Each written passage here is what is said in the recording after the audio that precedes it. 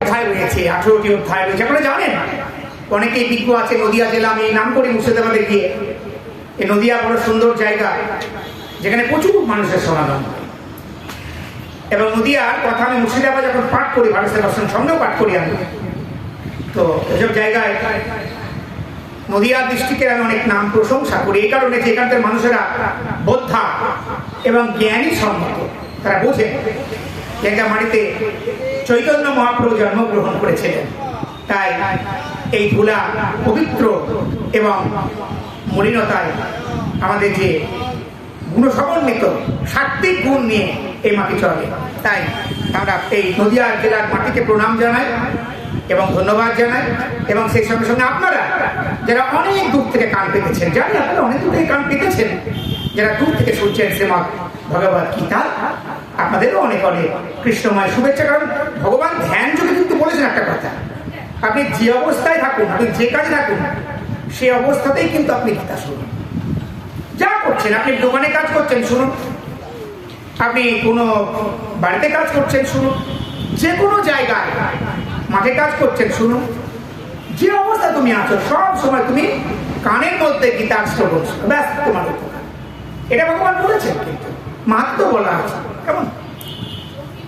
তো আমরা আপনি অনেকেই জানেন গীতার মোট হচ্ছে 18টা অধ্যায়। কত অধ্যায়? 18টা। আচ্ছা, তো এই 18টা অধ্যায়কে বলা হয় শরীরের 18টা মোকাম। 18 দিন ধরে মা যুদ্ধ হয়েছিল। হ্যাঁ, আচ্ছা, 18 অক্ষহীনী সৈন্য যুদ্ধ করেছিল।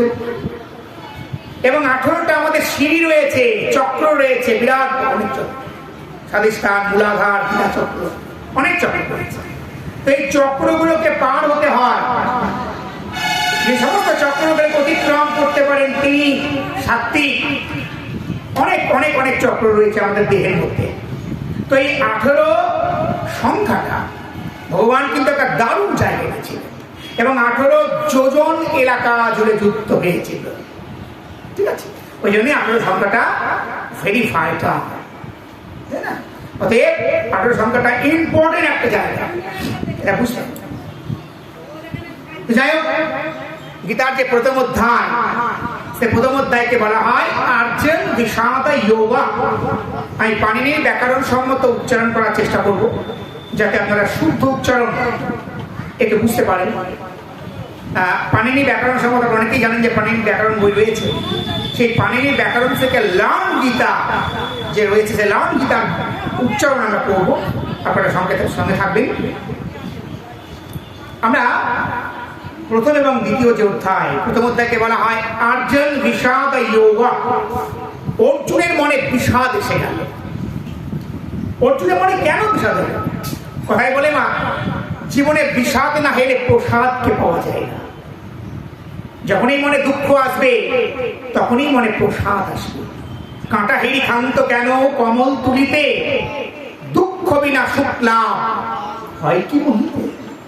যদি দুঃখ থেকে উত্তরণের পথ খুঁজতে হয় মা, তবে দুঃখকে জয় করার মন্ত্র কিন্তু আমাদের দিতে হবে। আর এই জন্যই বলেছেন কাঁটাহীনি ক্ষান্ত কেন কমল তুলিতে, দুঃখ বিনা সুখ লাভ হয় কি মহিতে। দুঃখ ছাড়া জীবনে সুখ লাভ করা যায় না। ওই জন্যে ভারতবর্ষ তপবন কেন্দ্রিক সভ্যতার দেশ, ভারতবর্ষ মহামানবের দেশ। রবীন্দ্রনাথ তার ভারতচিত্ত কবিতায় বলেছেন, এই ভারতের মহামানবের সাগর তীরে। ভারতবর্ষ একটা পূর্ণ দেশ।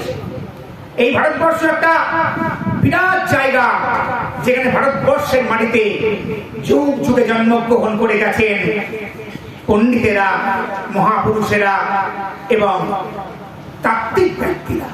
ভারতবর্ষের ধুলায়, ভারতবর্ষের মাটিতে তারা জন্মগ্রহণ করেছেন। আমাদের সেই ভগবান শ্রীকৃষ্ণ, যিনি দ্বাপর যুগে এসেছিলেন অর্জুনের কাছে, তিনি দ্বাপর যুগে এসে তিনি কুরুক্ষেত্রের যুদ্ধে অর্জুনকে গীতা জ্ঞান দান করেছিলেন। আজ থেকে 5125 বছর আগে। কত বললে মনে থাকবে? 5125 বছর আগে। ঠিক আছে, মনে রাখতে পারেন। তো দ্বাপর যুগে তিনি এলেন। এবং তিনি অর্জুনকে একটা কিতাব জ্ঞান দান করলেন, আর ওটাই হচ্ছে ভগবান জানতেন যে আমার পরে আসবে কলি, আর কলি বড় মারাত্মক। ভাগবতে পড়বেন প্রথম দিকে রয়েছে কলির বর্ণনা, সাংঘাতিক। কলি বড় ভয়ঙ্কর, হ্যাঁ কলি বড় ভয়ঙ্কর। সুদেব গোস্বামী পরীক্ষা কথা চলছে, কলি বড় ভয়ঙ্কর। এই কলি কেমন হবে? মানুষে হানাহানি, বিদ্বেষ, দুরাচারিতে ভর্তি হয়ে যাবে কলি। এই কলিতে একমাত্র মহানাম হবে হরিনাম সংকীর্তন। তাই চৈতন্য চরিতামৃতে রয়েছে, একবার কৃষ্ণ নামে যত পাপ হরে, জীবের কি সাধ্য আছে তত পাপ করে। কৃষ্ণ নাম হরিনাম বড়ই মধুর, আর যে জন কৃষ্ণ ভজে নিতাই গৌর হরি বল হরি বল, সে বড় চতুর হরি বল হরি বল। তো আমরা শ্রীমদ্ ভগবদ গীতার প্রথম অধ্যায়ে আপনারা অনেকেই জানেন, ধৃতরাষ্ট্র অন্ধ ছিলেন, চোখে দেখতে পেতেন না। তাকে দিব্য দৃষ্টি দেওয়ার চেষ্টা করেছিলেন ব্যাসদেব, পরাশর মুনির পুত্র। কিন্তু ধৃতরাষ্ট্র দিব্য দৃষ্টি নেননি। কেন? মানুষ শুধুমাত্র একটা চোখে অন্ধ করে অন্ধ হয় না, আপনি জ্ঞানে অন্ধ হতে পারেন, আপনি চেতনার অন্ধ হতে পারেন। অন্ধ বিভিন্ন রকম ভাবে হয়। তো এইভাবে তিনি অন্ধ ছিলেন, তিনি চেতনায় অন্ধ ছিলেন, জ্ঞানে অন্ধ ছিলেন। একসময় যখন কুরুক্ষেত্রে ধর্মযুদ্ধ হচ্ছে, ধৃতরাষ্ট্র হাউমাউ করে খাচ্ছে, আমার পুত্ররা যুদ্ধে চলে যাচ্ছে, কিন্তু পিতা হয়ে আমি সেই যুদ্ধ দেখতে পাবো না। তাহলে কি হবে? ব্যাসদেব তাকে আশীর্বাদ করতে গেলেন, বলে আমি তো আপনাকে কৃপা দৃষ্টি, আপনি পলাশিপাড়ায় বসে আছেন, হয়তো কৃষ্ণনগরে কিছু একটা হচ্ছে, তেহট্টে কিছু একটা হচ্ছে, হ্যাঁ ঘরে বসে দেখতে কেমন লাগতো? ভালো লাগবে না? এটা দিব্য দৃষ্টি বলা হয়, এক্সট্রা পাওয়ার ভগবান তাকে দিতে চাইলেন। ধৃতরাষ্ট্র বললেন না, আমি নেব না। তাহলে কাকে দেওয়া হবে? সঙ্গে সঙ্গে তার পাশে বসেছিলেন তার মহামন্ত্রী সঞ্জয়। সঞ্জয় ছিলেন জ্ঞানী। সঞ্জয় ধৃতরাষ্ট্রের রথ চালাতেন। সেই একজন রথ চালাতেন সুদ বংশীয় গবলগণের পুত্র, তিনি হয়ে গেলেন মহামন্ত্রী। কি করে হলেন? কারণ ধৃতরাষ্ট্রের পরামর্শগুলো তিনি কিন্তু তার পরামর্শগুলো ধৃতরাষ্ট্র নিতেন, একে মহামন্ত্রী হিসাবে নিযুক্ত করেছিলেন। জানতেন যে তার মধ্যে জ্ঞান রয়েছে। এবং এই সঞ্জয় হচ্ছে কে মা? আমাদের বিবেক, আমাদের সত্তা হচ্ছে সঞ্জয়। যে সঞ্জয়ে আমরা বিবেকের যে দৃষ্টি পাই, আমরা সে বিবেক হচ্ছে সঞ্জয়। কেমন? তো এই যে সঞ্জয়, এই সঞ্জয়কে দিব্য দৃষ্টি দিয়ে বললেন, সঞ্জয়ের চোখ দিয়ে ধৃতরাষ্ট্র দেখতে পাবে ওই কুরুক্ষেত্রে যুদ্ধে কি হচ্ছে, এই বলেই চলে গেলেন। আর শুরু হয়ে গেল গীতার প্রথম অধ্যায়, আর্চনা বিষাদ যোগঃ। ওম শ্রী পরমাত্মনে নমঃ। শ্রীমদ্ ভগবত গীতা अथ प्रथम अध्यायः। धृतराष्ट्र সঞ্জয়কে জিজ্ঞাসা করলেন, সঞ্জয়, ধর্মক্ষেত্রে কুরুক্ষেত্রে সমবেতা যুযুৎসুবঃ মামকা পাণ্ডবশ্চৈব কিমা কুর্বত সঞ্জয়। সঞ্জয়, আমার প্রিয় বন্ধু সঞ্জয়, ওই ধর্মক্ষেত্রে কুরুক্ষেত্রে গিয়ে আমার পুত্র আর পাণ্ডুর যে পুত্র তিনি কি করলেন আমাকে একটু জানান। আপনি জানান যে ওই ধর্মক্ষেত্র, দেখুন কুরুক্ষেত্রকে ধর্মক্ষেত্র কেন বলা হয়েছে মা? ধর্মক্ষেত্র মানে সত্যটা সৎ প্রতিষ্ঠা। কুরুক্ষেত্রে পরশুরাম 21 বার নিক্ষত্রিয় করেছিলেন। অনেকেই ছিলেন পরশুরাম হাতে কুঠার ছিল, মাতৃহন্তা পরশুরাম।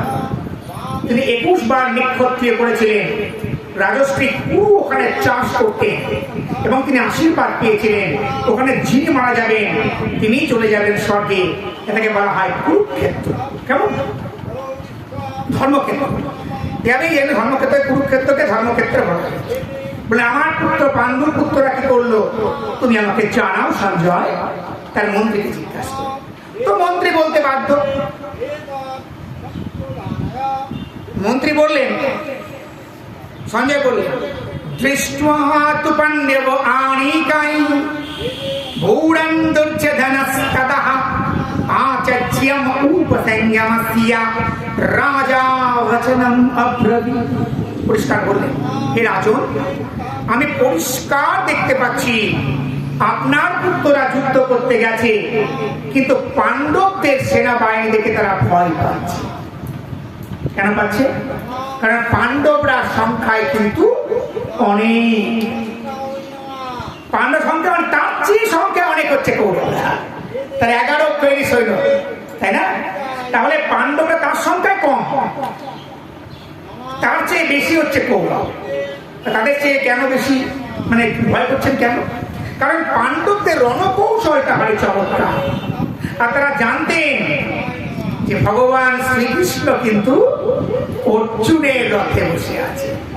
তা ভগবান যেখানে থাকেন মা, সেখানে কোনো বিপদ আসতে পারে? কখনো নয়। কিন্তু রথের উপরে আসে, তার চেয়ে বড় কি, তিনি রথে অধিষ্ঠিত হয়ে আছেন। ভগবান এই রথে রশি নিয়ে আছেন। এরপর